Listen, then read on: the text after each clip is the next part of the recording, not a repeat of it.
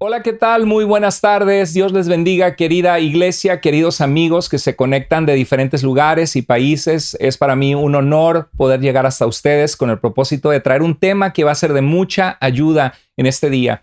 Yo te quiero pedir que si tienes un cuaderno y tienes una pluma, que vayas por tu cuaderno, tu pluma, para que puedas tomar apuntes. Hoy vamos a ver un tema muy importante en el diálogo entre las iglesias cristianas evangélicas y las iglesias católico-romanas. En el mes pasado di un tema que se titula ¿Por qué hay tantas iglesias y cuál es la buena? Creo que es un tema muy importante en estos tiempos y que muy pocas personas están respondiendo. Ahorita voy a explicar la importancia de este tema, pero primero que nada quisiera orar a Dios, a nuestro Dios, para que Él guíe nuestro corazón, para que abra nuestro entendimiento y para que este día sea un día de gran productividad. Vamos a orar. Dios bendito, te damos gracias por la vida que tú nos das. Gracias por Jesucristo que vino a salvarnos de nuestros pecados, porque Él es nuestro Señor y Salvador, a quien confesamos como iglesia. Y pedimos, Dios, que tú hables a nuestro corazón en este tema tan importante, que puedas descorrer velos de ignorancia y puedas traer luz de tu palabra y de la historia de tu iglesia. Oramos esto en el nombre precioso de nuestro Señor Jesucristo. Amén. Muy bien. Quiero, antes que nada, compartir un poquito de mi situación. Tuve la bendición de nacer en una familia cristiana. En el lado de mi padre, él en un tiempo de su vida quería ser sacerdote. Él estudió con jesuitas, con maristas, en escuelas muy católicas en México, con una fe muy férrea. Mis abuelos eran personas que querían que mi familia, de la familia de mi padre, mis tíos, tuvieran una fe muy cimentada en el catolicismo romano. Mi padre sospechaba de cualquier iglesia que no fuera católica romana. Pensaba que era una iglesia protestante, una secta falsa, al grado que si le daban alguna literatura o tratado cristiano, él lo rompía en un tiempo de su vida pensando que era literatura falsa o que no era de Dios o que era de Satanás. Una ocasión en su vida, él tuvo un encuentro con una persona que le comenzó a compartir de Dios a través de las escrituras, de las santas escrituras, y este hombre le hizo la pregunta a mi padre y le dijo: si usted muriera hoy, ¿usted sabe a dónde iría su alma? Es una pregunta que es muy, muy importante para cada ser humano y que intrigó a mi papá. Él dijo: la verdad, no sé, yo espero que Dios tenga misericordia de mí. Y ese señor, con mucho amor y pacientemente en la Biblia, le mostró que Jesús dijo en Juan 5:24 que el que oye su palabra y crea al que le envió tiene vida eterna y no vendrá a ser condenado, sino que ha pasado de muerte a vida. El apóstol Pablo escribe a los Efesios diciendo que la salvación es por gracia, por medio de la fe, y que nosotros podemos saber que hemos sido salvos por la gracia de Dios. Mi papá se intrigó y comenzó a profundizar en las escrituras en el Nuevo Testamento, y él se puso a pensar de que toda su vida había creído en un sistema basado en una iglesia que tiene la autoridad dada por Dios para administrar los sacramentos, y donde muchos católicos romanos no saben si mueren, si irían a la presencia de Dios y han sido perdonados por Dios. Entonces mi padre empezó a estudiar las escrituras y fue el abrir el Nuevo Testamento, el leerlo, lo que descorrió una venda de sus ojos, donde se dio cuenta que tenía una tradición muy fuerte, pero dentro de la tradición le faltaba una relación con Dios en la cual él tuviera esa convicción de salvación y de perdón de pecados en Jesucristo. Mi padre descubrió que estudiar el Nuevo Testamento uno se da cuenta que el énfasis es un Salvador, Cristo Jesús. En el caso de mi madre, ella vino a Cristo del judaísmo. Mis abuelos no creían en Jesucristo. Ella también tuvo un encuentro con Cristo en su vida. Y bueno, al crecer yo tuve la oportunidad de ver a mis padres compartir su fe con personas que no conocían de Cristo, que quizá tenían una religión, pero no tenían una relación con Dios. Y fue el caso de mis suegros, que también venían de una familia muy católica. Y una de las cosas que el católico romano tiene temor cuando habla con un cristiano es que han escuchado tanto de que los cristianos son hermanos separados, que son protestantes o que son sectas.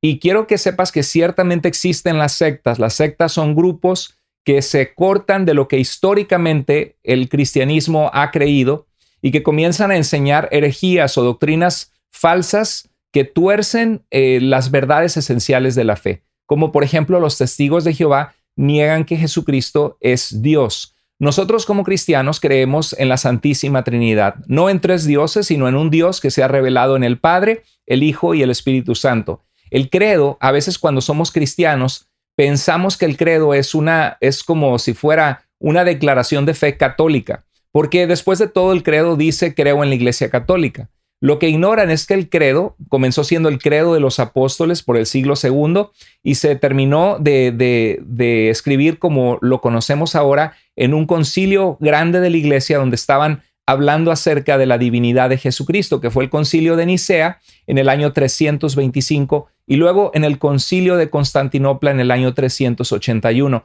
y se le conoce como el credo niceno-constantinopolitano. Es un credo que lo conocemos, creo en Dios Padre, Todopoderoso, Creador del cielo y de la tierra, de las cosas visibles e invisibles. Y si tú recitas el credo, te das cuenta que es una declaración de fe cristiana. Y cuando dice creo en la Iglesia Católica, el credo está diciendo creo en la Iglesia Universal de Cristo Jesús, en la Iglesia que Jesús compró con su sangre por todas partes esparcida por el mundo.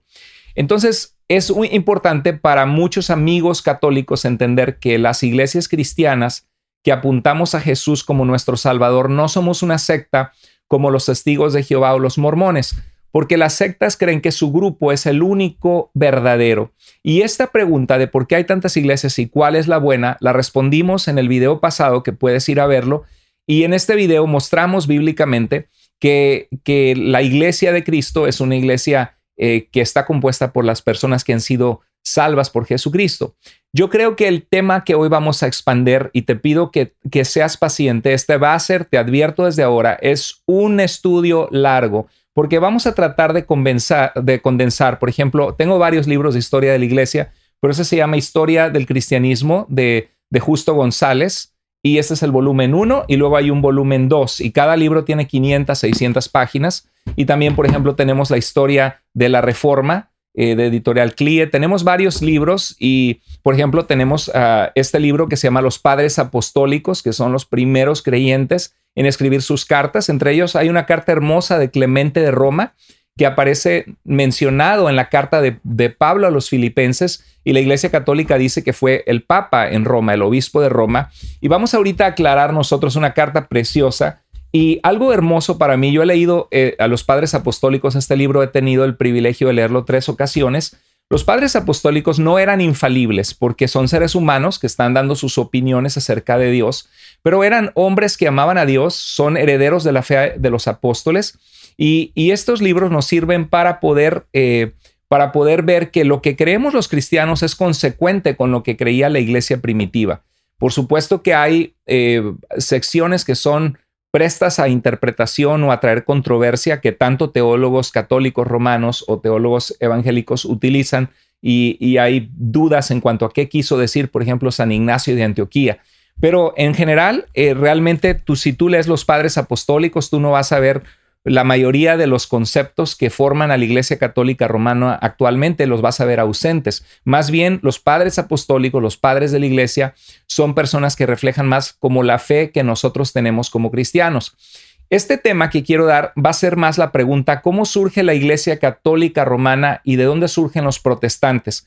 Va a ser un tema súper interesante. Resumí muchas cosas en un PowerPoint. En realidad tengo muchísimo material que no me va a dar tiempo de cubrir, pero este va a ser un entrenamiento largo, así que si necesitas verlo en partes y pausarlo, hazlo, pero por favor no dejes de verlo porque te va a aclarar muchísimas dudas. Es muy importante este tema.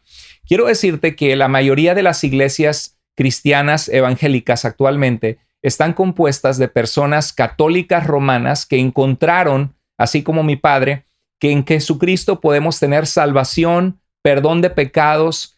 O sea, la vida dentro de la Iglesia Católica Romana, muchas veces, para muchos católicos, hay unos católicos que son muy sinceros, que de verdad se nota que aman a Dios y son personas de paz. Me encanta encontrar ese tipo de católicos y dialogar con ellos, y a muchos de ellos he construido amistades muy lindas, y mi deseo es que ellos entiendan que el énfasis de las Escrituras es Jesucristo más que una iglesia verdadera. El que nos salva es Jesús.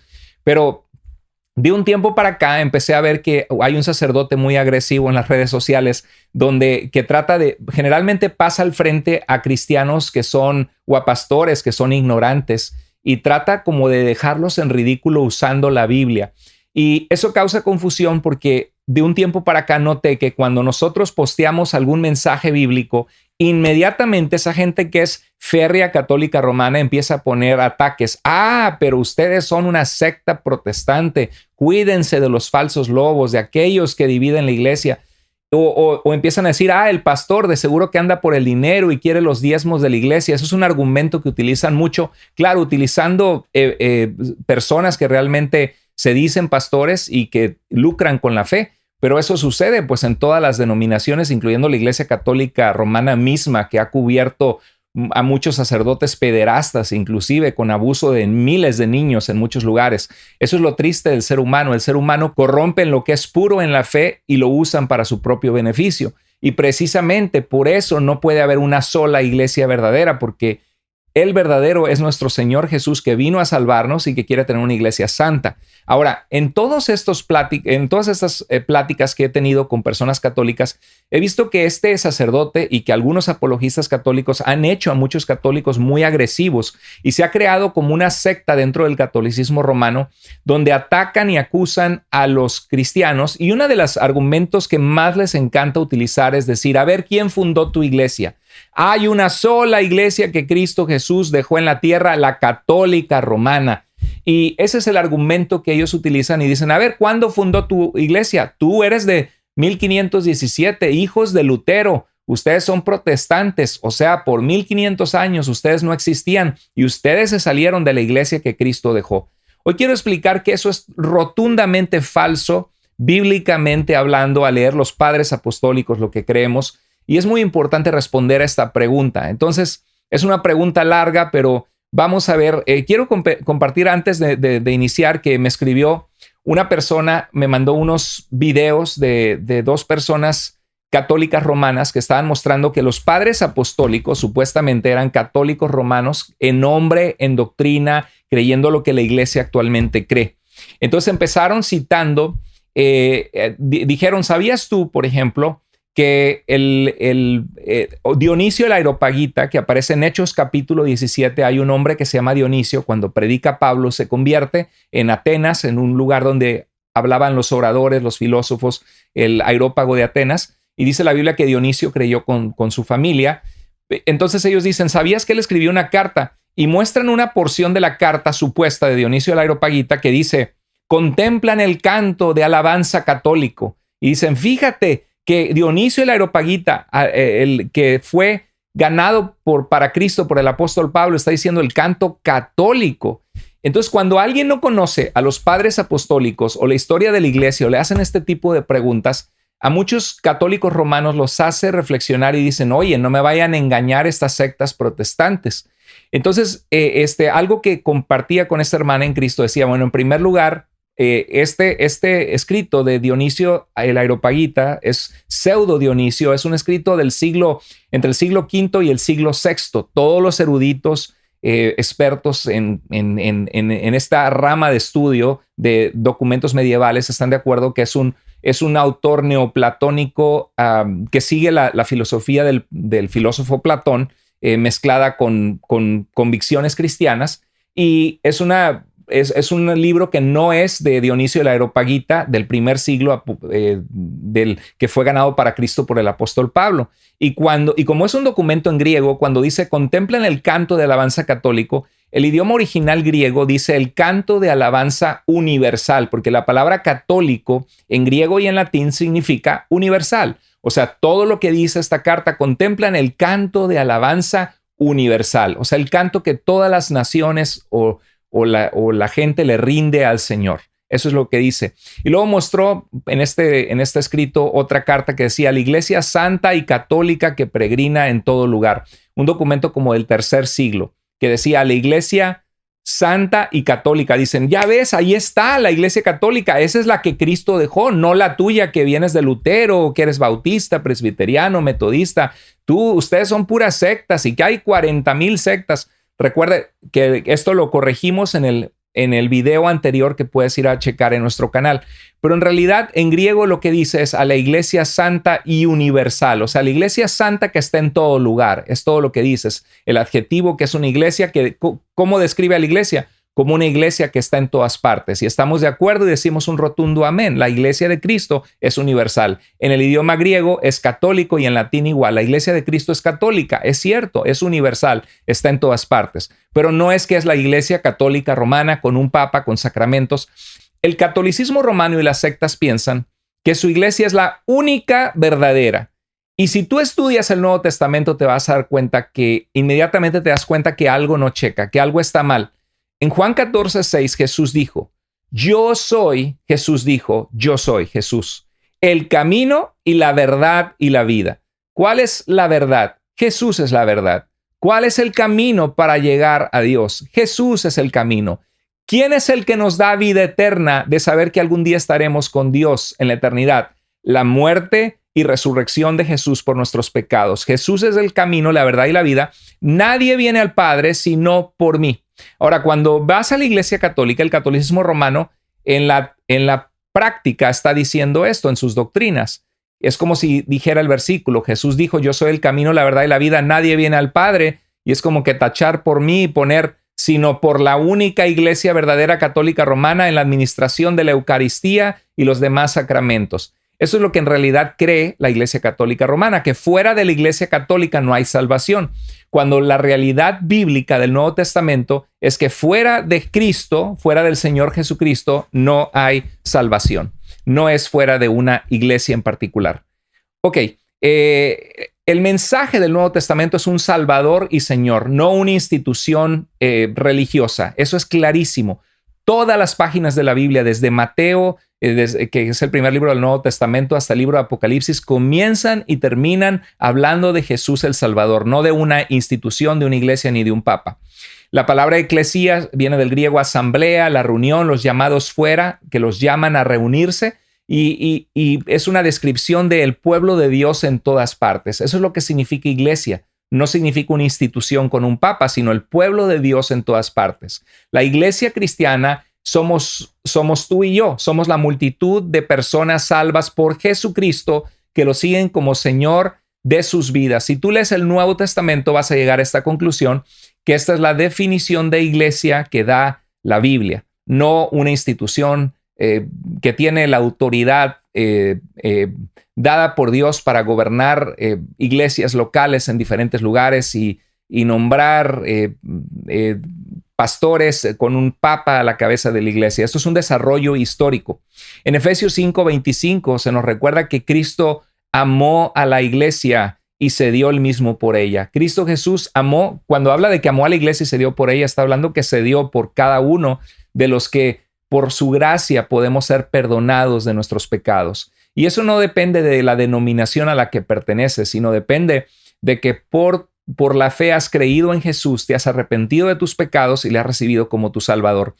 En 1 Corintios 1:2, el apóstol San Pablo escribe a la iglesia de Dios que está en Corinto, santificados, o sea, apartados para ser de Dios. En la Biblia, los santos no son un grupo selecto de personas que nunca pecaron o que vivieron vidas solamente ejemplares, sino en la Biblia nos dice en el Nuevo Testamento que cuando nosotros creemos en Jesús somos sellados con su presencia en nosotros, somos santificados, apartados por su Espíritu Santo para pertenecer a Dios y para apartarnos del mal. Entonces, todo cristiano ha sido santificado en Cristo Jesús. Y dice que somos llamados a ser santos. Fíjate lo que dice el apóstol San Pablo, juntos con todos los que en cualquier parte invocan el nombre de nuestro Señor Jesucristo, Señor de ellos y nuestro. Fíjate que la iglesia está compuesta por varias personas, todos aquellos que en todo lugar invocan el nombre de Jesús. Hay una sección de las Escrituras en el libro de los Hechos que me encanta, donde el apóstol Pablo, después de estar 3 años enseñando a la iglesia de Éfeso, se despide de ellos y hace llamar a los ancianos de la iglesia. Es bien interesante que nunca se mencionan sacerdotes, ni se mencionan arzobispos, ni se mencionan cardenales, ni se menciona un papa. Siempre que se habla de la iglesia se menciona pastores, obispos. Obispos son los que supervisan la obra de Dios. Ancianos viene del judaísmo, que significa aquellos que tenían experiencia para poder liderar o guiar a la congregación. y pastores, que viene de una imagen de la agricultura, de los pastores que cuidaban las ovejas. Dice, tengan cuidado de ustedes mismos y de todo el rebaño, hablando como pastores de las ovejas, el cual el Espíritu Santo los ha puesto como obispos para pastorear la iglesia de Dios. Quien les puso no fue Pedro, no fue el primado de Pedro que nombró, no sé, pastores o obispos, sino quien les puso fue el Espíritu Santo, escogiendo en cada congregación local líderes que le sirvieran a Dios. Dice que es la iglesia que él adquirió por su propia sangre. Eso es clave. La iglesia son las personas que Cristo dio su sangre por ellas para rescatarles. Dice, aún de entre ustedes mismos se levantarán algunos que enseñarán falsedades para arrastrar a los discípulos que los sigan. Y dicho y hecho, apenas a la muerte de los apóstoles surgió una doctrina muy fea que se llamaba gnosticismo. De hecho, el credo católico, que es un credo cristiano, cuando dice, y es el credo que creemos, cuando dice el credo que creo en Dios Padre, creador de los cielos y la tierra, de las cosas visibles e invisibles, era porque los gnósticos creían que había un Dios malo que creó este mundo físico y que Cristo no vino en un cuerpo humano físico, sino que solo aparentaba tener cuerpo. Entonces era una filosofía que no es bíblica, que tenía que ver con filosofía platónica. Y de hecho el apóstol San Juan combate esto y dice Juan que todo aquel que niega que Cristo ha venido en carne, este es el anticristo. Y ahí es donde dice, salieron de nosotros porque no eran de nosotros. Y el católico romano actual agarran en las redes sociales estos pasajes y dicen, ustedes se salieron de la iglesia verdadera, de la que Cristo dejó, de la católica romana. Ustedes son el anticristo.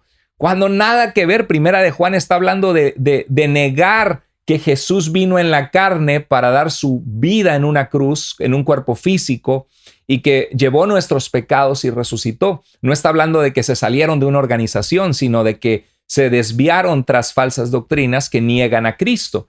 El cristiano evangélico jamás ha negado a Cristo, que al contrario reconoce que Él es la única y suficiente autoridad de nuestras vidas a quien debemos recurrir. Pero bueno, aquí en este pasaje de Hechos 20 dice que arrastrarán a los discípulos que lo sigan. Y esto, queridos hermanos, presta atención porque esto es lo que sucede en la historia de la iglesia. Esto es precisamente lo que vamos a ver que sucede. Que la iglesia de Cristo, cuando se aparta de la palabra de Dios o empieza a abrazar tradiciones humanas, empieza a desviarse de la verdad.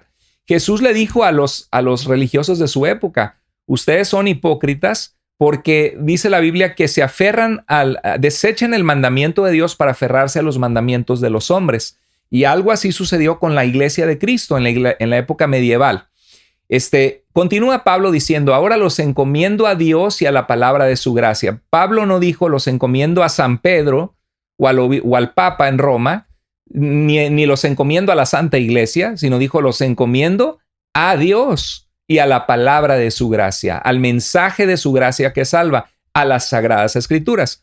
Dice que tiene poder para edificarlos y darles herencia entre todos los santificados.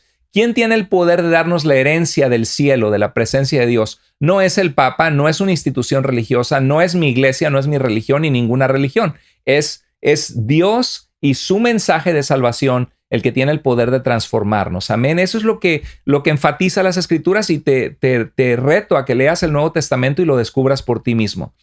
¿Cuándo deja de ser de Cristo una iglesia? No se trata de que Martín Lutero y ustedes los protestantes, los luteranos, ahorita vamos a ver de dónde viene ese término. La realidad es que cuando una iglesia deja de representar a Cristo es cuando se aleja de Cristo y de sus enseñanzas. Así de sencillo. Y eso decía Jesús en Juan 8:32, que si nosotros permanecemos en sus enseñanzas, seremos verdaderamente sus discípulos. Cuando no permanecemos en las enseñanzas de Jesús, dejamos de seguirle de la manera que Jesús nos enseñó a seguirle. La Iglesia Católica Romana actual, te digo categóricamente, después de haber leído la Biblia muchas veces, después de haber leído los padres apostólicos, después de haber leído libros de historia de la Iglesia de académicos que tienen su doctorado en filosofía de la historia de la iglesia, en PhD le llaman en inglés, con su concentración en la historia de la iglesia, después de haber visto académicos que han escrito tomos y tomos de historia, te puedo decir con toda confidencia que la Iglesia Católica Romana actual es resultado de la institucionalización y la jerarquización de la iglesia. O sea que la iglesia se hizo una institución más organizada y se estableció en base a una jerarquía. Y al poder ver los padres de la iglesia leerlos y a leer los primeros cristianos y los concilios, empezamos a ver cómo se da forma a esto, cómo va surgiendo la Iglesia Católica Romana.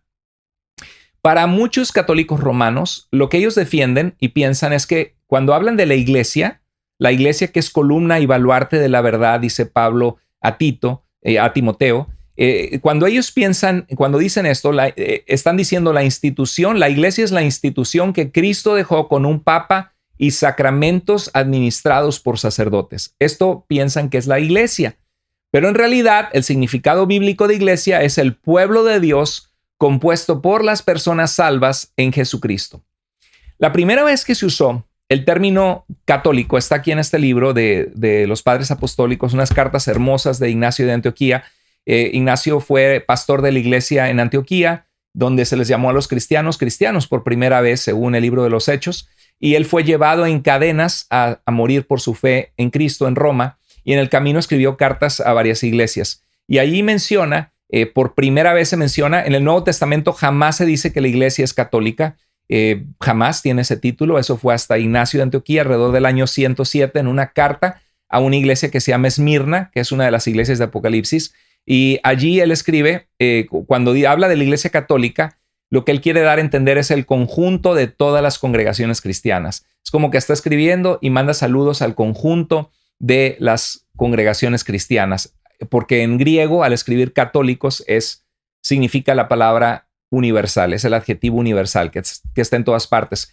A finales del siglo II, empezamos a ver más y más el uso de la palabra católico en cartas y en descripciones de la iglesia, porque la iglesia había crecido y se había expandido. Entonces, en estas cartas, lo que se quiere decir es la iglesia universal, la iglesia de Jesús que está en todas partes, es lo que quieren dar a entender.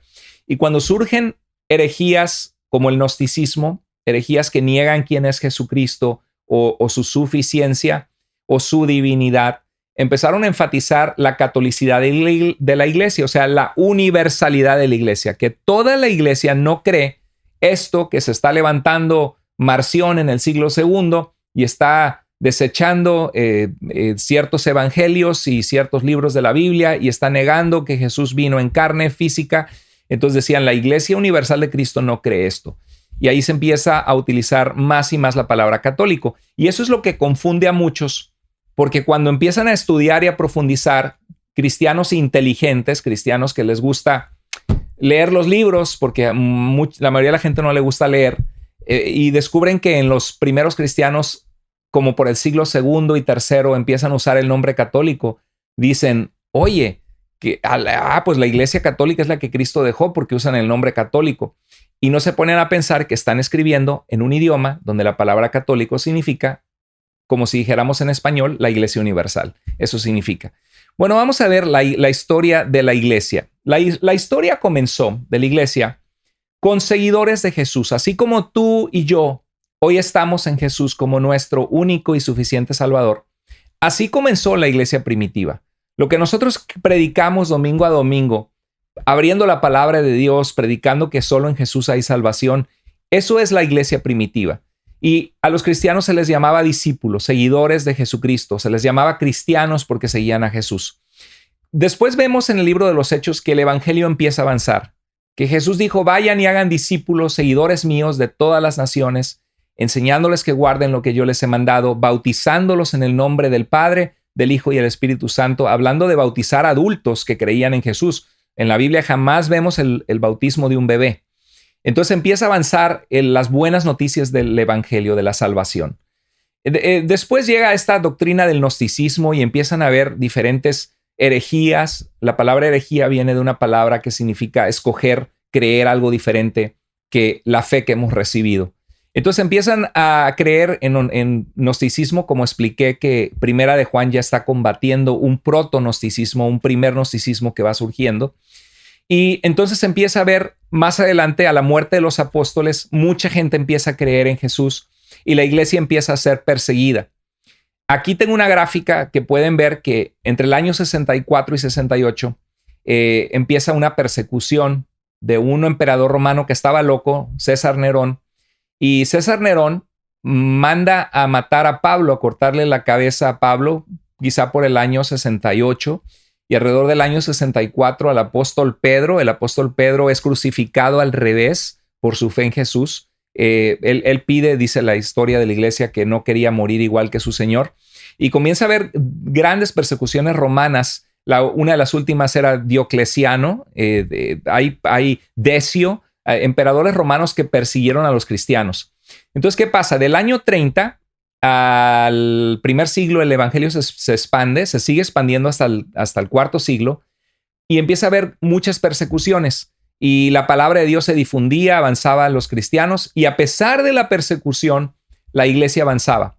Bueno, resulta que en el año 313 hay un emperador romano, Constantino, que ve una visión donde le dicen: en este símbolo vencerás. Y era el símbolo de las primeras letras del nombre de Cristo. La manda poner en los escudos de sus soldados, pelea la batalla y se consolida como emperador del Imperio Romano. ¿Qué hace él? Que en el año 313 después de Cristo hace un edicto, el edicto de Milán, donde él hace una promulgación de una ley universal en el imperio, donde ya no se va a perseguir más a los cristianos. O sea, no es Constantino el que hace al cristianismo la religión imperial, sino que solamente dice: ya no se va a perseguir a los cristianos, se les va a devolver las propiedades que se les quitaron, y empieza a favorecer ampliamente a los cristianos, Constantino. De hecho, cuando oyó que había una controversia doctrinal, él es el que convocó el concilio de Nicea, que estaban enfatizando, tratando de explorar qué es lo que la Biblia dice sobre la divinidad de Jesucristo y su relación con el Padre. Y mandaron a llamar a 318 obispos o pastores de las iglesias de todo el imperio, y fue el concilio de Nicea, que también tenemos ahí el credo niceno constantinopolitano. Después se reafirmó en un concilio más adelante en Constantinopla. Constantino es importantísimo porque gracias a él se empieza a tener mucha autoridad el obispo de Roma. Él en el año 330 mueve su capital de Roma, que tenía desde 700 años antes de Cristo, fue fundada Roma, hasta ahorita el año 313 después de Cristo. 1000 años después cambia su capital a una ciudad que se llamaba Bizancio, donde ahorita se llama Estambul en Turquía, y el obispo de Roma empieza a ganar mucho poder. En el año 380 después de Cristo, el emperador Teodosio I hace al cristianismo la religión estatal del Imperio Romano en un edicto que se llama el Edicto de Tesalónica. Fue él, este hombre Teodosio I, emperador de Roma, el que establece que el cristianismo va a ser la religión de todos. El problema es de que el cristianismo es una relación personal con Dios a través de la salvación de Jesús. No es algo que se puede imponer por decreto imperial. Pero aquí es donde mucha gente, por conveniencia por el imperio, empieza a hacerse cristiana en medio de sus supersticiones, de su ignorancia de las escrituras, y empiezan a abrazar muchas enseñanzas, como por ejemplo empezar a rendir culto a los santos que habían fallecido, precisamente porque venían de una cultura politeísta, de una cultura que no tenía a Dios en su vida, y empiezan a mezclar, a hacer un sincretismo religioso. Es muy importante lo que este hombre hizo. El imperio se convierte al cristianismo y se empieza a ver una iglesia política, una iglesia con poder, con autoridad, con fuerza, con fuerza política. Y esto es el inicio de lo que hoy se convirtió pues, en una iglesia muy grande a nivel mundial, de la Iglesia Católica Romana. Había 5 sedes principales o jurisdicciones de la iglesia donde las iglesias más fuertes, yo lo veo ahorita, por ejemplo, que cuando Dios nos permite tener un alcance a través de las redes sociales, a veces considero un tremendo privilegio y honor que algunos líderes o pastores me escriban preguntándome sobre pasajes bíblicos o pidiéndome recursos o consejos de liderazgo. Y hay un punto donde se apoyan porque algunos de ellos son pastores que no han tenido la oportunidad de equiparse en un seminario. Entonces se apoyan en recursos que podemos darles porque Dios al que mucho se le da, mucho se le demanda también, y Dios nos confía la oportunidad de habernos preparado para poder ayudar y dar. Todo lo que recibimos es para darlo por amor a los demás. Y esto sucedió en la iglesia primitiva. Empezó a haber iglesias que eran fuertes, donde esas iglesias tenían, por ejemplo, Roma tenía mucha influencia sobre las aldeas de alrededor. Y el obispo de Roma empieza a tener mucha se le da más autoridad, se le pide que ayude a estas iglesias pequeñas.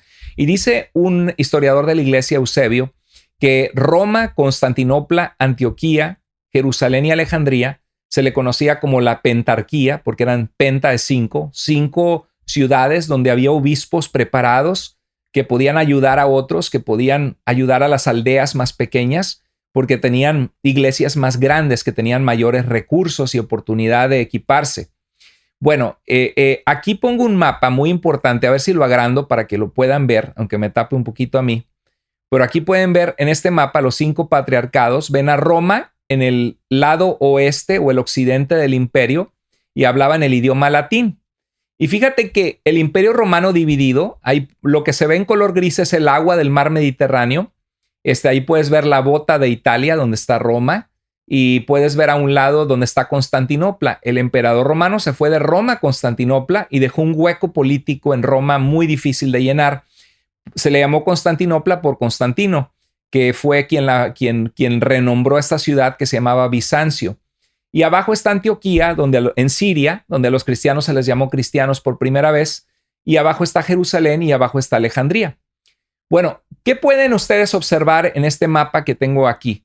Ustedes pueden observar en el mapa aquí arriba de que 4 de las ciudades más importantes del imperio estaban en el este, que hablaba griego, el idioma del Nuevo Testamento.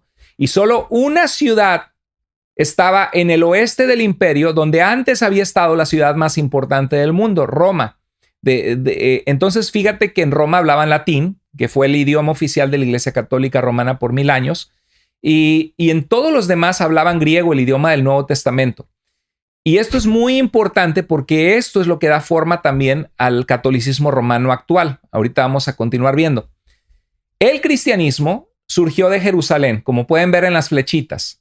De Jerusalén, en Jerusalén Jesús dio su vida, fue sacrificado, muerto por nuestros pecados y resucitó. Y les dijo, vayan y hagan discípulos. El evangelio llegó a Antioquía y de Antioquía salieron los viajes misioneros de Pablo a las naciones, pero el evangelio había salido de los discípulos en Judea y de Judea se expandió a todas las naciones de la tierra como Cristo les dijo. Si te fijas, la iglesia no debería ser católica romana. En todo caso, si hay una ciudad que resalta donde surgió el cristianismo, sería Judea, católica judaica sería, en todo caso, ¿no? Porque ahí comenzó el evangelio. Y nada tiene que ver católica romana cuando la iglesia de Cristo, si es católica, es universal. Y si es romana, pues ya estás excluyendo diciendo que solo de Roma sale la autoridad o el evangelio o la verdad. No es así. El evangelio comenzó en el este del imperio. Y sabes que esto es muy importante porque uno de los argumentos que utilizan mucho en las redes y te dicen, mira, tu iglesia no es la que fundó Cristo. A ver, ¿dónde estaba tu iglesia? La que fundó Cristo es la católica romana. Mira, cuando yo hablo con ellos, les digo, si quieres ir a cronología, alguien le gana a la iglesia católica romana y es la iglesia ortodoxa. La iglesia ortodoxa es la iglesia que estaba en el este del imperio. ¿En qué idioma se escribió el Nuevo Testamento? En griego. ¿Quién fue la persona dónde se le llamó cristianos por primera vez a los cristianos? En Antioquía, el este del imperio, la iglesia ortodoxa. ¿En dónde surgió el evangelio? En el este del imperio. Entonces, ¿por qué quieres que sea católica romana? La iglesia ortodoxa existe antes que la iglesia católica romana. Así de sencillo. Entonces, si quieres ganar el concurso de la cronología, lo vas a perder. Si crees que eso depende que una iglesia sea verdadera. Entonces, un argumento muy importante, los padres de la iglesia, ¿en qué escribieron? Yo aquí lo tengo, los padres apostólicos. Tengo los libros. Los libros están escritos, por ejemplo, la carta de Policarpo, el martirio de Policarpo, la carta a los esmirnianos está en griego. Bueno, no, creo que no lo alcanzan a ver, pero está en el idioma griego. Entonces, no fue escrito en latín. Bueno, algo muy importante sucedió, que este lugar, Bizancio, Constantinopla, hoy se conoce como Estambul. Ahí pueden ver algunas fotos. Esta iglesia se llama la iglesia de Santa Sofía, la iglesia de la Santa Sabiduría. Fue construida por Constantino.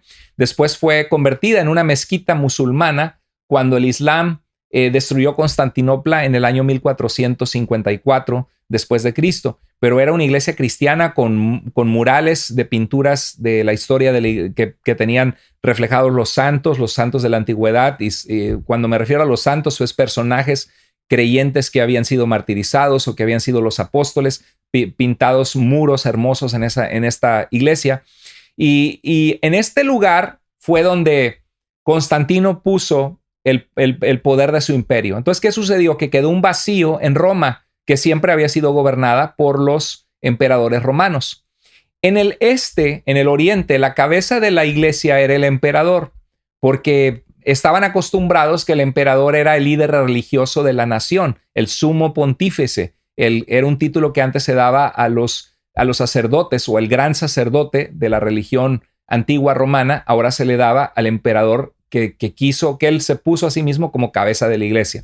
En el oeste, el occidente, quedó el obispo de Roma como cabeza de la iglesia. Y eso es lo que se iba a convertir después en lo que ahora conocemos como el papado o el papa. Es interesante que a varios de los patriarcas, de los padres de los obispos de Antioquía, hay documentos antiguos donde le llaman padre en sentido espiritual, igual al de Alejandría en Egipto y al de Jerusalén también, al patriarca de Jerusalén se le llamaban papa. Y al de Roma, pues también, pero no había solo un papa, sino había varios líderes de la iglesia de diferentes ciudades importantes que se conocían como padres espiritualmente hablando, porque la gente les tomaba cariño y se empezó a usar ese término poco a poco en la historia de la iglesia. Entonces, la iglesia ortodoxa es la iglesia. ¿De dónde surge la iglesia ortodoxa rusa, ortodoxa griega, la iglesia armenia, la iglesia cóptica en Egipto, copta, que hasta el día de hoy existe? La iglesia en Siria, bueno, surge del verdadero cristianismo, pero el problema es de que a veces la iglesia, todas las iglesias, no estamos exentos de comenzar a adoptar tradiciones que surgen con el tiempo, y por eso es bien importante regresar siempre a la Biblia y ver que estamos enfatizando la salvación de Cristo.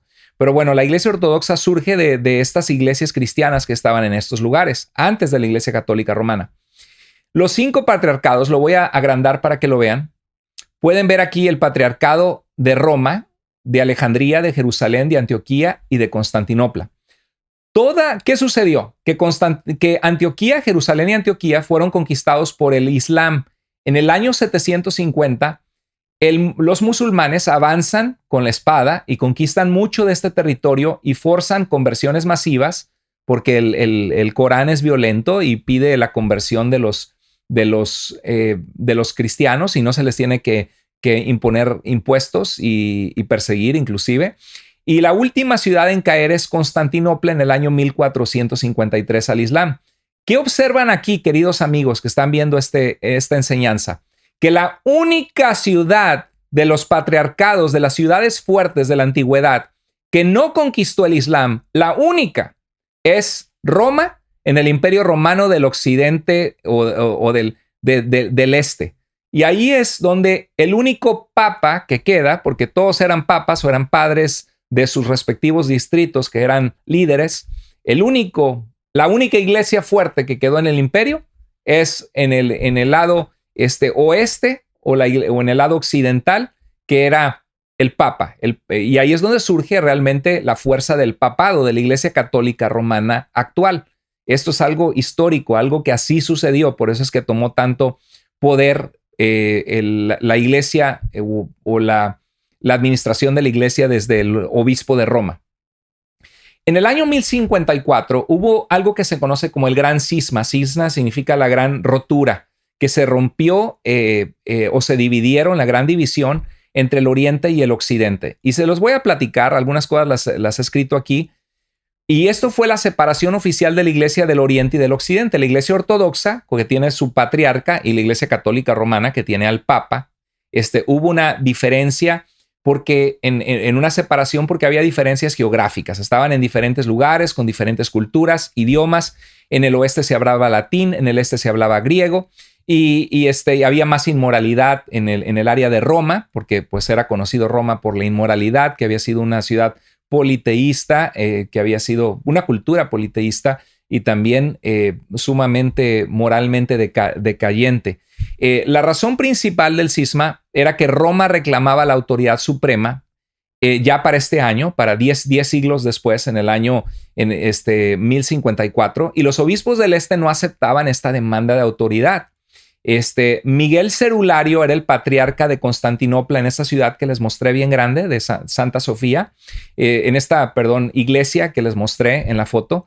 Era obispo de la iglesia de Hagia Sofía, y el Papa Leo, el obispo de Roma, que se llamaba Leo IX, él estaba en Roma, y ambos eran grandes figuras religiosas a nivel mundial. Tenían mucha influencia y poder porque eran las ciudades más importantes. La ciudad donde Constantino se mudó como emperador y dejó el hueco político que por 1000 años había sido llenado por una figura poderosa en Roma. Al haberse cristianizado el imperio, el obispo de Roma empezó a tener mucha autoridad y poder. Entonces tenían mucha influencia. Y todos los obispos del este fueron dejados fuera hubo una controversia porque no aceptaban su autoridad. Y lo que hizo el obispo de Roma es Leo IX, es que dejó fuera de la lista oficial de oración al patriarca Cerulario y a la iglesia del este. Y el Papa Leo IX requirió que se dijera la misa en latín, o sea que era absurdo porque latín era el idioma del oeste, pero en el este era el griego. ¿Por qué van a dar una misa en un idioma que el pueblo no habla? Entonces tuvieron un desacuerdo. Y el 16 de julio de 1054 estaba Miguel Cerulario dando el sermón y entró un delegado del obispo de Roma y trajo una declaración pública de excomunión de Cerulario y de toda su iglesia. Ustedes quedan fuera de la iglesia de Cristo, condenados a la eternidad en el infierno, anatemas, malditos por Dios. Imagínate, o sea, ¿cómo vas a maldecir a alguien solo porque no reconoce la autoridad de un obispo que son iguales, ¿no? Eso es competir por el poder, lo que Jesús dijo que la iglesia no debería hacer. Entonces Cerulario dijo, tú me excomulgas, pues yo también te excomulgo, te declaro fuera de la iglesia de Cristo por tu conducta y a toda la iglesia del oeste. Y se le conoce como el Gran Cisma en el año 1054. Entonces la iglesia católica romana va surgiendo en la Edad Media y es como una bola de nieve. Miren, algunos de ustedes nunca han estado cerca de la nieve, pero una bola de nieve que puedes tener en tu mano, haces una bola con la nieve, la comprimes bien y si la sueltas en una montaña, esa bola de nieve literalmente o la vas rodando, esa bola de nieve va agarrando más y más fuerza. Cada vez que rueda, agarra más y más nieve y se hace más y más y más grande. Y eso pasa con la iglesia católica romana. Es una mezcla de verdad, el verdadero cristianismo que Cristo dejó. Cuando Pablo dice que algunos iban a surgir de entre la iglesia que iban a enseñar cosas diferentes y empiezan a adoptar tradiciones, a adoptar supersticiones medievales, de verdad que hasta una astilla de la cruz de Cristo y las vendían y la gente buscaba la bendición de Dios por una astilla de la cruz de Cristo y la gente se volvió sumamente supersticiosa porque no estaban arraigados bien en Cristo, no tenían un buen discipulado de enseñanza cristiana. Entonces se hace una bola tan grande como esta bola que tengo en esta foto, y todo comenzó como una bolita chiquita. Es un camino así. Este es el camino de la Iglesia Católica Romana y lo voy a explicar ahorita un poquito, ¿sí? Porque vamos a resumir un curso de un año de historia de la iglesia en este video. Así que por favor no te desconectes. Si piensas que este video es útil, por favor compártelo. Hazme el favor de compartirlo. Si no te has suscrito al canal, suscríbete. Si tienes preguntas, escríbeme a tuiglesiavida.com. Pregúntale al pastor. Suscríbete al canal de Tu Iglesia Vida en YouTube y al canal de Carlos Andrés Moore y vas a poder encontrar muchos materiales útiles y preguntas que vas a poder encontrar respuesta. Así que por favor, velo por partes. Si no aguantas mucho sentado, ponle pausa y después vuelves y continúas viendo el video, pero no lo dejes de ver, por favor, porque va a ser útil para ti. Bueno, en el oeste la cabeza de la iglesia es el emperador, en el oeste es el obispo de Roma, ya dijimos. Y te voy a decir algo, la razón por la cual existe una iglesia católica romana actual, si tú dices, ¿qué define a la iglesia católica romana? ¿Por qué no somos hermanos más cercanos las iglesias evangélicas con los católicos sinceros que aman a Dios? ¿Por qué no compartimos y oramos juntos y reconocemos que Jesús es nuestro Salvador? Bueno, la razón es de que hay tradiciones y hay tradiciones que son contrarias a la Escritura que nosotros no podemos fácilmente, por ejemplo, comenzar a rezar a María, que fue una gran mujer que está con Dios, pero la Biblia jamás nos dice que vayamos a alguien más que no sea Dios. Dice en Jeremías 33:3, clama a mí, dice Dios, y yo te responderé. Jesús dice, el que a mí viene no lo echo fuera. No hay una sola oración en la Biblia a alguien más que no sea Dios. Pero la razón por la cual la Iglesia Católica Romana es definida es en la institución del papado, que ellos reclaman que ha habido, no recuerdo si es 266 o 267 papas, y dicen es la institución más antigua de la humanidad. Ciertamente es una institución muy antigua, pero a veces ellos nombran como papas, por ejemplo, a Clemente de Roma, que escribe una carta a la iglesia de los Corintos, porque los Corintos era una iglesia cercana al círculo de Pablo y él aparece en el círculo del apóstol Pablo. Una carta hermosa que es más, cuando leo a Clemente de Roma aquí en este libro de los padres apostólicos, una de las cosas que resaltan es que constantemente enfatiza a Cristo y a las escrituras y muestran a Pedro y a Pablo como iguales, a los apóstoles como iguales. No hay tal cosa de Clemente de Roma que diga yo soy el Papa, el que Cristo dejó. No, Señor. En Mateo capítulo 16, verso 16 al 18, donde dice tú eres Pedro y sobre esta roca edificaré mi iglesia, ese versículo es la columna vertebral del papado. Es más, tengo que hacer un estudio más adelante del papado, donde le dedique más tiempo. Hoy vamos a ver algo brevemente, pero en realidad ese pasaje hay que verlo en detalle, porque no está diciendo Jesús que para siempre iba a haber una autoridad de sucesión apostólica donde iba a haber un papa sobre la iglesia. Al contrario, si algo dijo Jesús es el que quiera ser el primero, sea el menor y el servidor de todos. Es algo muy importante entender que la Iglesia Católica se define por un papa, por un ser humano falible. Si Pedro falló y negó a Cristo y Jesús mismo le dijo, restáurate una vez vuelto, restaura a tus hermanos, confirma a tus hermanos, porque Dios tenía que hacer una obra en el corazón de Pedro, que él mismo falló porque los seres humanos fallan. No podemos confiar y poner el peso de la iglesia sobre un solo hombre. La palabra sumo pontífice, pontifex maximus, en latín gran sacerdote, era el sumo sacerdote principal en la antigua Roma y solo estaba abierto a las familias de los pudientes económicamente y con liderazgo político en Roma. Había varias familias sobresalientes que competían por el poder en Roma, por el poder de que deseaban estar en el Senado romano o llegar a ser emperadores. Bueno, cuando Constantino se mueve la capital a Constantinopla y deja este hueco político, las familias de los patricios empiezan a pelear por querer ser la familia del obispo de Roma, el papa, porque el obispo de Roma era la persona más poderosa en el imperio romano. Y hay una historia para esto. Pero desde Augusto César, el emperador romano, en adelante fue dada esta posición de sumo pontífice al emperador como líder religioso o cabeza de la iglesia. Por eso que en Constantinopla, Constantino era la cabeza de la iglesia. Es una iglesia politizada y este nombre lo fue usurpando o tomándolo con el tiempo. Cuando surgió el papado, se le da al obispo de Roma como sumo pontífice y hasta el día de hoy se utiliza. El sumo pontífice va a visitar México, el papa, ¿no? Sumo pontífice. Pero era el nombre dado al emperador en la antigüedad y antes de eso al sacerdote pagano de la religión politeísta imperial y la religión romana antes de que fuera el imperio romano y que ya existía Roma, obviamente.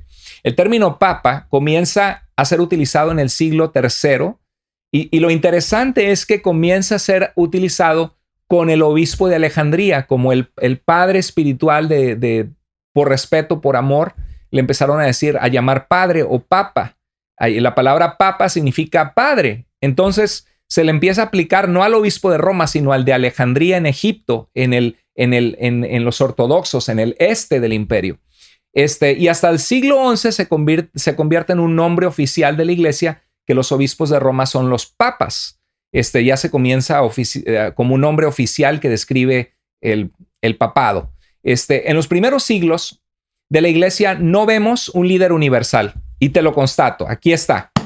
Lee a los padres de la iglesia y te das cuenta que no hay un líder universal. La primacía de un obispo, del de Roma. No hay un papa o sumo pontífice de la iglesia. Lo que sí hay es que se empezó a apelar a que Roma fue la ciudad donde fue martirizado Pedro y Pablo, que tenía una doble apostolicidad. Pero en el Nuevo Testamento Pedro jamás aparece en Roma ministrando como pastor de la iglesia de Roma, aunque sí escribe desde Babilonia en Primera de Pedro, que puede ser una alusión a la capital del imperio, pero no lo vemos ahí en muchas de las secciones donde Pablo aparece en Roma. No sé, en la carta a los romanos se mencionan creo que 26 o 27 personas, nunca se menciona el apóstol Pedro. Entonces no hay indicio de que Pedro era el obispo de Roma, sencillamente ahí falleció. Y después algunos obispos de Roma, cuando tenían controversias con otros obispos, empezaron a reclamar su autoridad porque era la ciudad privilegiada donde Pablo y Pedro fueron martirizados. Bueno, no hay un papa, no hay un sumo pontífice de la iglesia en los primeros siglos. Los obispos de Roma no nombraban a los otros obispos, no existía la curia romana o la corte real o la institución o instituciones administrativas de la Santa Sede, como hoy se conoce. No había encíclicas o cartas de autoridad doctrinal que el obispo de Roma escribía. La carta de Clemente de Roma a los Corintios es una carta donde él está preocupado por una iglesia que es parte del círculo de las iglesias que el apóstol Pablo mismo había fundado, y les insta a tener amor, a no tener soberbia, orgullo, lo mismo que veíamos en Primera de Corintios, pero nunca como autoridad de esa iglesia, sino solamente en una forma amorosa de cuidar, pero nunca con una autoridad de ser el obispo que tenía jurisdicción o poder sobre esa iglesia. Entonces no había encíclicas o catecismos pronunciados por el obispo de Roma, no había un vicario de Cristo. La palabra vicario significa el que hace las funciones de Cristo o que representa a Cristo en la tierra, como actualmente se cree en el catolicismo romano, que esa es la función del Papa. El fundamento del papado se da más con un hombre bien interesante, se llamó León I. En el año 440 al año 461 fue obispo de Roma y fue un gran hombre en el sentido que salvó a Roma de ser destruida. Algunos de ustedes han escuchado de Atila el Huno, un hombre de pueblos fuera de Roma, bárbaros, que empezaron a ganar mucho poder de ataques militares, de ataques de guerrillas sobre Roma, y ya no había emperador en Roma, se había ido, acuérdate, a Constantinopla, Constantino, y en este año, 440, Roma se había debilitado muchísimo, y la persona que había ocupado el poder de autoridad más era el obispo de Roma.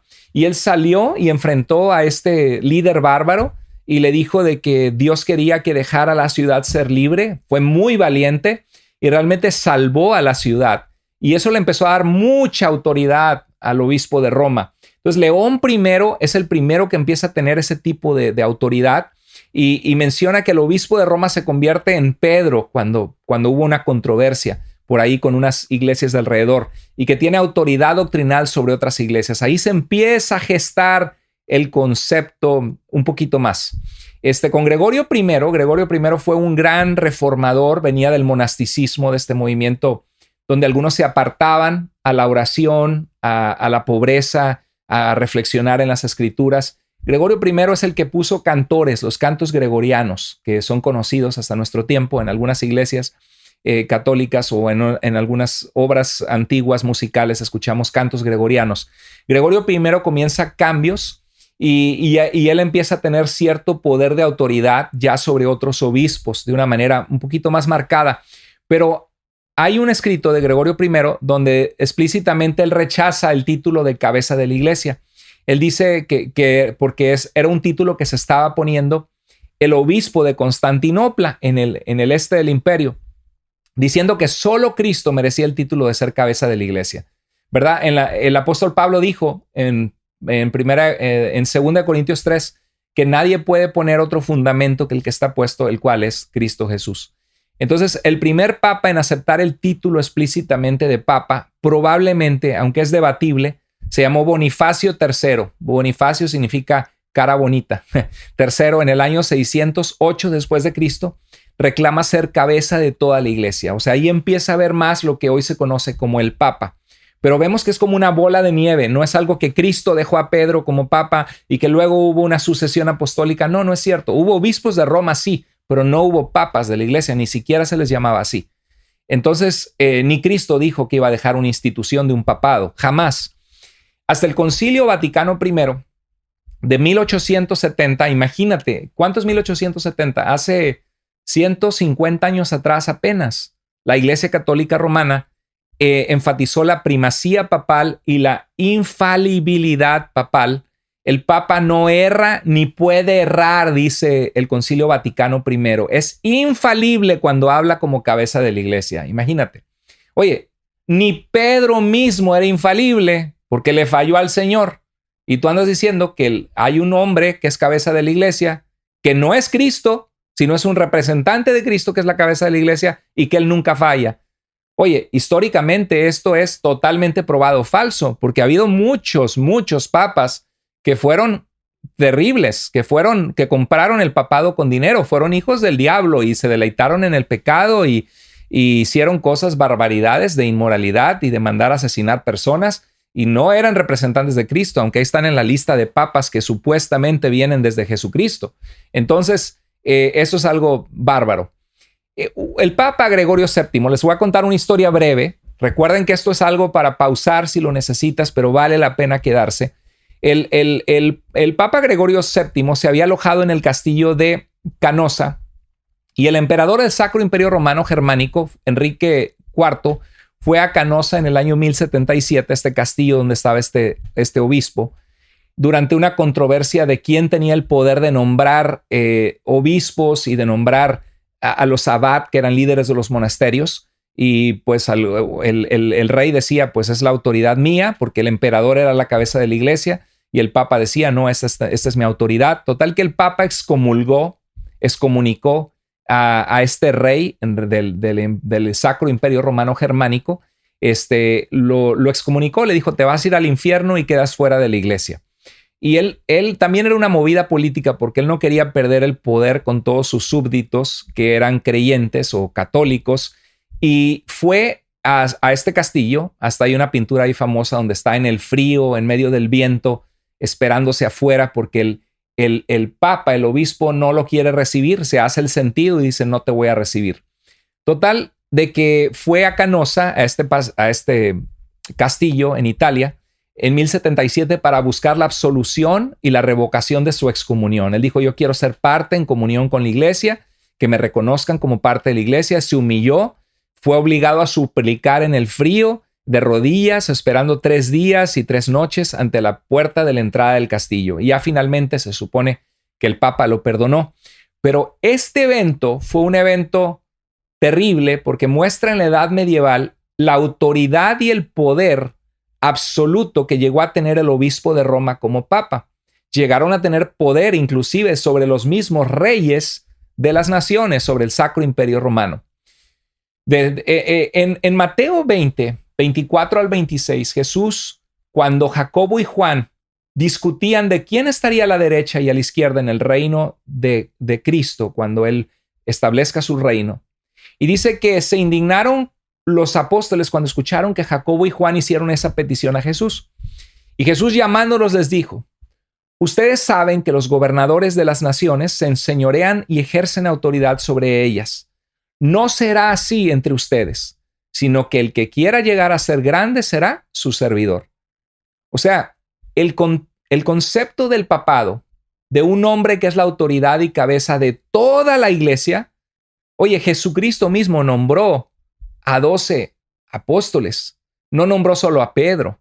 Y cuando le dio autoridad a Pedro y las llaves del reino para predicar el evangelio, porque ciertamente tuvo un liderazgo entre los apóstoles. Jesús nunca dijo que iba a haber una sucesión apostólica, que siempre iba a haber un solo líder. Y vemos que más adelante, eso fue en Mateo 16, en Mateo 18 le da el poder a todos los discípulos, les da las llaves del reino a todos ellos, no solo a Pedro. Y a su muerte les dice a todos, vayan y hagan discípulos. Las últimas palabras de Jesús no fue, y sigan a Pedro, jamás. Jesús dejó una pluralidad de apóstoles que estuvieron con él en el liderazgo de la iglesia primitiva. En Mateo 23:9, Jesús nos dijo algo, no en el sentido físico de los papás en la tierra. No dice Jesús que es malo llamarle a tu papá padre o papá, sino está hablando en el aspecto espiritual. Jesús quería que sus seguidores, sus líderes apóstoles entendieran que el servir a Dios es un llamado para ayudar a la gente y buscar el beneficio de la gente, para que Dios sea engrandecido en la vida de ellos. No es un llamado para engrandecernos nosotros usando a la gente. Y Jesús dijo, no llamen a nadie padre suyo en la tierra, porque uno es su Padre, el que está en los cielos. ¿Y cuál es el nombre del máximo líder de la Iglesia Católica Romana, por el cual hay una Iglesia Católica Romana? Padre, es el nombre Papa, es el Papa. Bueno, Jesús nos advirtió que no hiciéramos esto. Y estas son palabras de nuestro Señor Jesucristo. Esta es la Iglesia de Cristo, la iglesia que no le llama a un líder espiritual Papa o Padre. Si es la que Cristo dejó, ¿no? Estamos de acuerdo. Existieron años de lucha entre las familias romanas en busca de poder político, compitiendo por el papado. Hubieron hasta 3 papas al mismo tiempo en varias ocasiones, y cada uno declarando ser el verdadero. ¿Cuál de todos es el sucesor de Pedro? Lo que vemos es que entra la carne humana, los afanes, así como Jacobo y Juan, que querían tener el liderazgo, no el liderazgo, estar a la derecha y a la izquierda del Señor, y empiezan a haber rivalidades y poderes de personas carentes de Cristo en su vida, que solamente tomaban la autoridad del obispo de Roma, que había dejado el vacío, el hueco, el emperador romano cuando se fue de Roma y puso su imperio, su capital del imperio en Constantinopla. Hubo un papa que se llamó Benedicto IX, que fue papa a los 12 años de edad. Algunos historiadores dicen que tenía 20, no 12, pero la mayoría piensan que no, que era un jovencito niño de 12 años de edad y era sobrino de su papa antecesor, Juan XIX. Y en octubre del año 1032, el padre de Benedicto obtuvo su elección mediante soborno.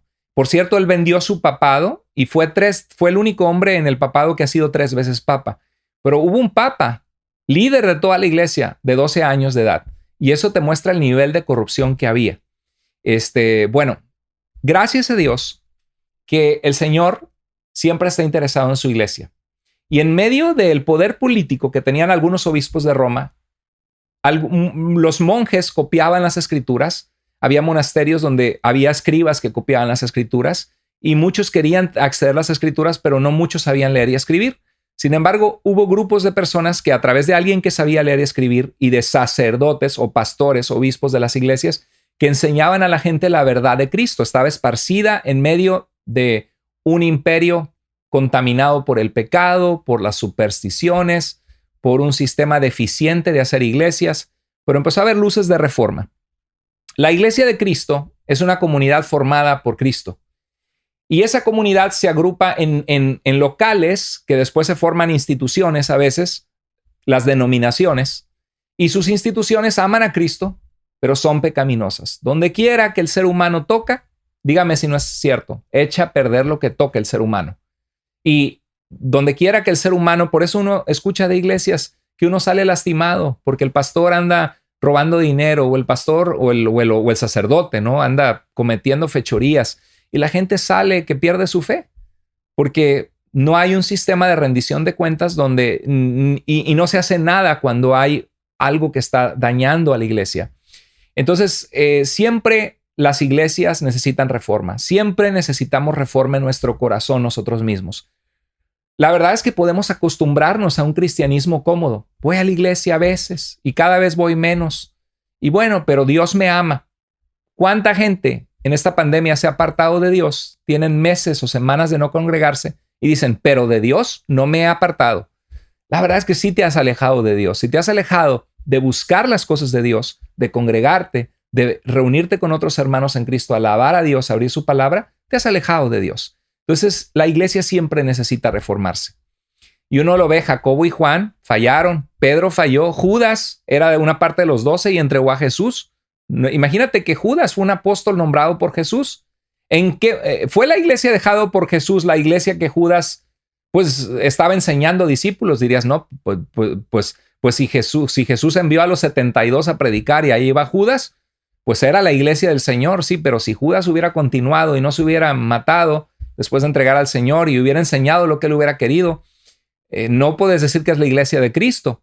La iglesia de Cristo deja de ser la iglesia de Cristo cuando se aparta de Cristo. Y podemos probar bíblicamente, históricamente, que algunas de las doctrinas que la Iglesia Católica Romana crea ahorita caen en el terreno de la idolatría. de idolatrar hombres buenos, hombres de Dios buenos, al grado de rezar a ellos, clamar a ellos y al grado de crear todo un sistema estructurado de religión en el que mucha gente no conoce a Cristo como su Salvador. Tienen religión, pero hay un vacío en su corazón de una relación personal con Dios. Entonces, Cristo siempre está llamando a la iglesia a volver al Evangelio, a volver a la verdad, a volver a su palabra, volver a la verdad de Cristo, no a volver a una institución.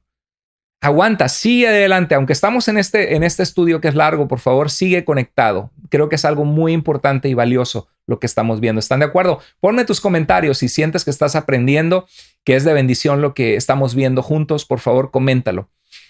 Durante la Edad Media, la mayoría de los obispos eran ignorantes de la Biblia, como algunos pastores hoy, muchos sacerdotes hoy, saben tradición, saben catequismo, o algunos pastores tienen un testimonio que Dios les libró del alcoholismo, de diferentes lugares de pecado y de verdad aman a Dios, pero hay mucha ignorancia de la Biblia. En algunos, no en todos. Hay muchos que aunque no tengan educación formal, se han adentrado en la palabra de Dios y aman a Dios con todo su corazón. Pero durante la Edad Media, la mayoría de los obispos eran ignorantes de la Biblia y de latín, el idioma de la iglesia.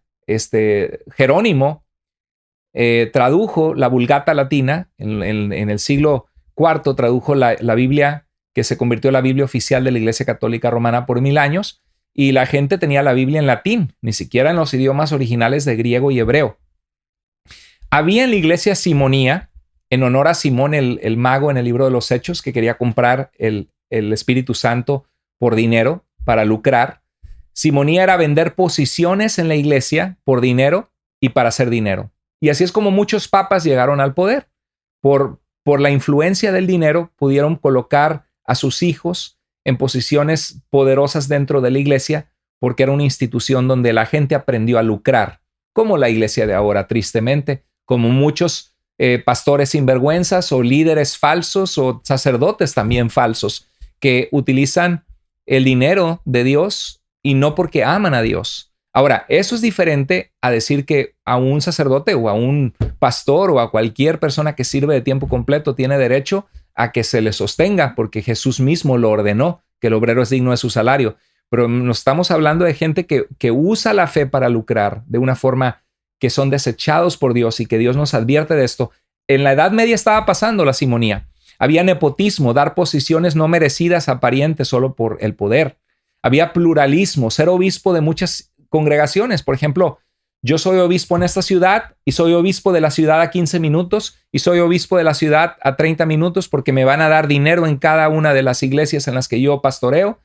Y eso es, ¿y qué pasa? Que no cuido bien ninguna de las ciudades y la gente termina alejada de Dios, que no está bien cuidada espiritualmente. Había absentismo, que los obispos estaban ausentes. Existía inmoralidad y corrupción en el clero. Por cierto, el celibato como un ideal de la iglesia fue promulgado hasta el año 1074, si no me equivoco, 1074 por Gregorio VII, uno de los papas, que impuso que todos los obispos abandonaran a sus familias para dedicarse a la iglesia, y así toda la herencia le quedaba a la iglesia. Era parte del poder de perpetrar el poder de la iglesia y que no le dejaran herencia a sus hijos de sus terrenos o de sus casas, sino todo quedara para la iglesia. Pero bueno, eso sucedió hasta el año 1074, pero la Biblia dice que el que quiere servir a Dios debe ser marido de una sola mujer, o sea, fiel a su esposa, y que debe saber gobernar bien su hogar. Existía inmoralidad y corrupción en el clero, había muchísimas supersticiones en la iglesia y en el pueblo. Hoy día tenemos tantas cosas de falsa guerra espiritual, cristianos que casi dicen toco maderas en superstición, de que no declares que te va a dar gripa y tú decláralo y decrétalo, cosas que no son bíblicas. Y si quieres saber más de esto, tengo enseñanzas de video sobre esto. Y la misa era en latín, que nadie entendía. Nadie entendía latín. Imagínate, te sientas y Dominus Filii Spiritus Sanctus, amén. Y tú, amén, y te persignabas, salías de la misa y no sé ni de qué trató, pero ya recibí la Eucaristía, ya recibí a Cristo, aunque no entiendo nada de Cristo, ni lo conozco, ni tengo su palabra, y me voy mañana a emborrachar, pero ya recibí la Eucaristía. Y esa es la situación triste de mucha gente que tiene una religión vacía, pero le falta una relación con Dios. Y si tú estás escuchando eso y tú eres esa persona, Dios te ama. Dios quiere que le conozcas y te dejó su palabra y Él quiere que tú seas su hijo, su hija, a través de la fe. No a través de una religión única, verdadera, sino a través de Jesús, del sacrificio, la muerte, resurrección que Él vino a dar por nuestros pecados. Se extorsionaba al pueblo con venta de indulgencias. Esto es lo que se opuso Martín Lutero. Martín Lutero, los católicos lo superatacan diciendo que él se salió de la iglesia, que era un hombre malo, que lo que quería era casarse. Y sí se casó con una monja, por cierto, que se enamoró de ella cuando entendió las escrituras, que bíblicamente se podía casar. Pero Lutero tampoco era perfecto. Lutero, él estudió para ser abogado. Vio una tormenta que había rayos y truenos y se encomendó a Santa Mónica y dijo: Dios, yo te voy a servir si me salvas de esta tormenta. Y se hizo sacerdote, doctor en teología y empezó a ver que en su pueblo había un monje que se llamaba Johannes Tetzel en Alemania, que llegaba y vendía el perdón de pecados, las indulgencias. ¿Quieres que Dios saque la alma de tu mamá o de tu papá del purgatorio? Oye, pues decimos en México, móchate con la lana. Es una expresión popular, vulgar, no grosera, del pueblo, que usan cáite con la lana. O sea, dame el dinero. ¿Quieres que te saque a tu hijito que se murió del purgatorio? El dinero. Y cuando Martín Lutero vio esto, dijo: óyeme, no, esto no es correcto. Le están viendo la cara al pueblo, están abusando del pueblo, están tomando al pueblo como tontos porque no conocen las escrituras. Y eso es lo que Lutero se opuso. Ahí estuvo su reforma, una reforma con justa razón. La iglesia gozaba de mucho poder y estaban extorsionando a la gente. Eran dueños de grandes tierras, de terratenientes, porque en la época medieval muchos donaron sus tierras a la iglesia. Y bueno, en medio de esto empezó a haber una luz de reforma. Hubo un comerciante francés, se llamó Pedro Baldo o Pedro de Valdés. En el año 1205 murió. Era muy rico, tenía mucho dinero y le pagó a sacerdotes, a obispos, porque la Biblia nunca les llama sacerdotes, pero eso fue algo que en la época medieval se empezó a utilizar para describir el rol de los obispos. Le pagó a sacerdotes para traducir el Nuevo Testamento. Vendió todas sus posesiones y se convirtió en un predicador ambulante. O sea, qué hombre de verdad. ¿Quién de nosotros vendería todo y se quedaría en la calle para predicar a Cristo y darles la palabra de Dios que hace libre a la gente en sus manos? Eso hizo Pedro Baldo. Pero fíjate, predicó la Biblia como la única fuente de autoridad. Permaneció siendo católico o en la Iglesia Universal de Cristo, por la única que solamente había algunos que sí eran fieles y otros que estaban siguiendo las tradiciones y la superstición de la Edad Media. Y muchos estaban desilusionados de la iglesia, muchos tenían temor de pensar que Dios los iba a castigar y que los obispos tenían autoridad. No había una relación hermosa con Dios, pero en algunos sí. En el caso de Pedro Baldo fueron las escrituras lo que le hicieron enamorarse de Jesucristo y de Dios. Rechazó las doctrinas falsas de la iglesia, fue condenado a morir por haber traducido la Biblia y haber predicado la necesidad de un arrepentimiento con Dios. Fue condenado a morir en el año 1170. Sus seguidores, que eran creyentes de esa ciudad, le empezaron a llamar valdenses. Oh, tú eres seguidor de Baldo. En realidad eran seguidores de Cristo. Y históricamente fueron la primera iglesia evangélica porque predicaban el evangelio, que era necesario tener una relación personal con Jesús en su salvación, no nada más por ser católico en el Imperio Romano. John Wycliffe fue un sacerdote católico inglés. Murió en el año 1384. Hasta ahorita hay una organización que se llama Wycliffe Bible Society, que nosotros hemos cooperado con ellos con misiones para la traducción de la Biblia en el mundo. Como iglesia hemos mandado apoyo financiero mensual. Y este hombre, estudió en Oxford en 1382. Fue un tremendo lingüista, tradujo la primera Biblia al inglés, porque las Biblias eran en latín, el idioma del pueblo, que el pueblo no hablaba latín ya, porque estaban en Inglaterra, estaban en Alemania, hablaban alemán, y todas las Biblias en latín. Oye, ¿qué va a hacer un alemán y un inglés con una Biblia en latín? No conocían la palabra de Dios, solo tradiciones. Entonces, estaban en contra, Wycliffe estaba en contra de tradiciones de la iglesia que son contrarias a la Biblia. La iglesia romana no era la verdadera iglesia. Él, como sacerdote católico, dijo: a la luz de las escrituras, leo las escrituras, y la iglesia que veo hoy, una iglesia corrupta, con un poder de un papa que impone su poder en los demás. Una iglesia que no ama a la gente, que no les pone las escrituras en su idioma. Esta no es la iglesia que Cristo dejó. Eso dijo Wycliffe. Y eso es lo que la Iglesia Católica Romana tiene que entender hoy día. Que la Iglesia Católica Romana no es una institución con un sacro papa que nunca falla y que fue llegado hasta nuestros tiempos, sino que es un mensaje de salvación y un Salvador Jesús que salva a todo aquel que clama a Él. Debemos ser fieles a Dios y a Cristo, no a tradiciones de los hombres contrarias a la Escritura. A sus predicadores laicos se les llamó lolardos. De burla, ahí vienen los que predican que busques a Cristo, los balbuceadores. Como la gente de ahora se burla de los cristianos. Murió en 1384 y el Concilio de Constanza en 1418 desenterró, imagínate qué bárbaros, desenterraron sus huesos y los quemaron en la hoguera 34 años después. ¿Cuál fue su pecado? Traducir la Biblia al inglés para que la gente tuviera las sagradas escrituras y conociera a Dios en su palabra. Óigame, usted tiene la Biblia en sus manos, tiene una aplicación con la Biblia y no la usa. Mire, ahí hubo gente que dio su vida por esto. Bueno, unos años después en Inglaterra se quemó vivo a William Tyndale por traducir la Biblia al idioma del pueblo. Tremendo. Juan Hus fue un sacerdote católico de Bohemia, hoy Checoslovaquia. En 1372 a 1415 vivió él. Un hombre de Dios, Juan Hus, sacerdote católico y profesor de la Universidad de Praga. Hombres preparados. Consideraba la Biblia la única autoridad en materia de fe y doctrina. Escribió un tratado contra los pecados del clero. Yo creo que Dios estaba asqueado y Dios se asquía de ver a personas que se dicen ser sus siervos y están haciendo tonterías, barbaridades, abusando de las personas. Dios se asquía y le da asco el sacerdote que abusa a un niño, el pastor que toma ventaja de la esposa de alguien más.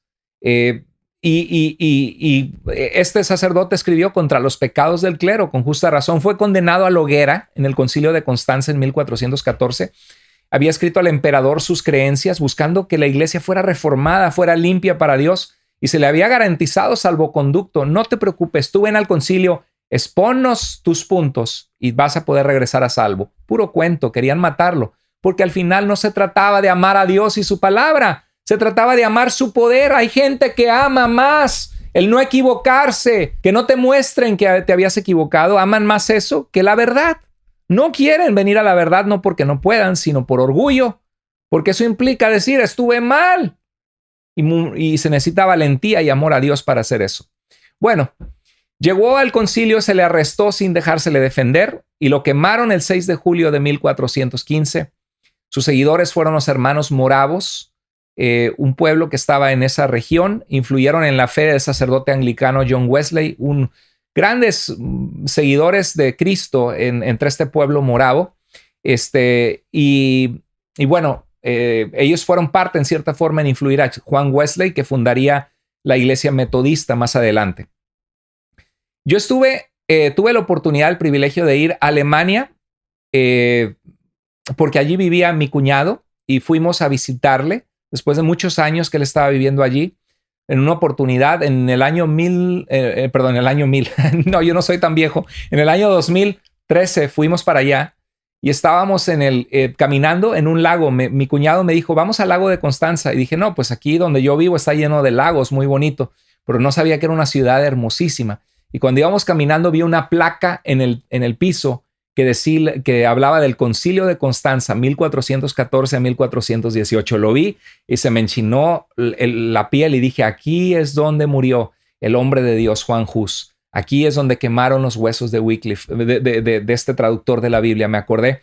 Y tuve el gusto de estar en ese lugar, y pues un lugar con mucha historia de la iglesia. Bueno, muy bien, querida iglesia, vamos a hacer una pausa.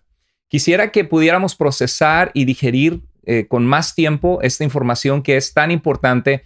Entonces lo que vamos a hacer es que vamos a pausar esta enseñanza el día de hoy y lo que vamos a hacer es que el siguiente viernes vamos a volver a salir al aire, el siguiente viernes a las 7 de la tarde, hora Pacífico. Y claro, para ustedes que están viendo el video después de la grabación de que salió en vivo, quizá ahorita mismo el video ya está en Iglesia Vida, puedes checarlo o en el canal o en mi canal de Carlos Andrés Moore. Puedes ir a buscarlo porque quizá ya están las dos partes. Y lo que vamos a hacer es que vamos a poner un solo video en el que está tanto la enseñanza que se dio en este video como la enseñanza que se va a dar el siguiente viernes. Así que por favor no te lo pierdas, conéctate el siguiente viernes porque no te quieres perder lo que sigue, lo que vamos a enseñar. Vamos a continuar viendo un poco de la vida del monje agustino, doctor en teología Martín Lutero, que es quien generalmente la Iglesia Católica Romana acusa de dividir la iglesia o como ser el padre del protestantismo. Y vamos a continuar viendo de dónde surge este nombre de protestantes. Creo que muchos de ustedes se van a sorprender y muchos de quizá nuestros amigos o familiares. Así que por favor te pido que no te desconectes el siguiente viernes. Y si este video fue de bendición a tu vida, por favor déjanos tus comentarios aquí abajo. Quisiera saber qué fue nuevo para ti, qué aprendiste hoy, qué preguntas tienes de lo que hoy explicamos. Y recuerda que me puedes escribir a Tu Iglesia Vida, donde dice tuiglesiavida.com, donde dice pregúntale al pastor. Cada vez que me escribes, me llega mi correo personal y con mucho gusto respondo mensajes entre semana. O si estás viendo este video en YouTube, puedes dejarnos tus preguntas o tus comentarios, siempre y cuando sean respetuosos en YouTube, y con mucho gusto responderé a ellos. Querida iglesia, sigamos adelante proclamando el nombre de Jesucristo. El Señor Jesucristo no vino a buscar una religión o una denominación. Él vino a buscar y a salvar lo que se había perdido. Y la realidad es que todos los seres humanos estamos perdidos sin Jesucristo. Necesitamos un encuentro con Dios, reconocer nuestros pecados como el apóstol Pedro predicaba en el día del Pentecostés en Hechos capítulo 2. Es necesario arrepentirse, creer en Jesucristo y buscarle en nuestras vidas como nuestro Señor y Salvador, como aquel a quien vamos a seguir de ahora en adelante. Y es a esas personas a las cuales Cristo viene a buscar. Esa es la iglesia verdadera, el conjunto de personas salvas por la misericordia de Dios, por la gracia de Dios. Jesús es el camino, la verdad y la vida, y nadie llega al Padre si no es por medio de Él. Por favor, compartamos este mensaje con otras personas que lo necesitan. Estemos orando por amigos, por familiares, deseando en nuestro corazón que encuentren no una religión verdadera, sino que encuentren a un Salvador verdadero, al Rey de Reyes, al Señor de Señores, al único y sabio Dios que por amor a nosotros dejó su gloria para venir a salvarnos. Compartamos este mensaje para que sea de ayuda a otros. Les deseamos que pasen una muy feliz noche o tarde cuando estén viendo este video, que sea de gran bendición para sus vidas y de crecimiento espiritual. Muchas gracias, les mandamos un fuertísimo abrazo y estamos para servirles. Dios les bendiga.